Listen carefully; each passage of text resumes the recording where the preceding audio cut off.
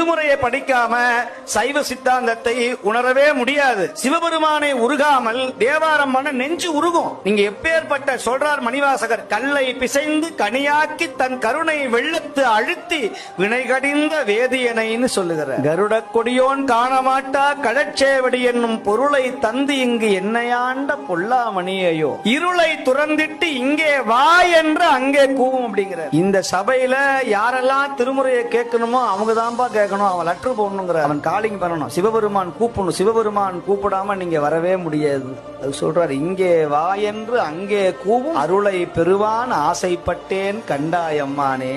மணிவாசகரே ஆசைப்படுகிறார். திருமூலர்ல ஆசையே படக்கூடாதுங்கிறார். ஆசை அருமின்கள், ஆசை அறிமின்கள், ஈசனோடு ஆயிரம் ஆசை அறிமின்கள், ஆசை படப்பட ஆய்வரும் துன்பம் ஆசை விட விட ஆனந்தம்னாரு.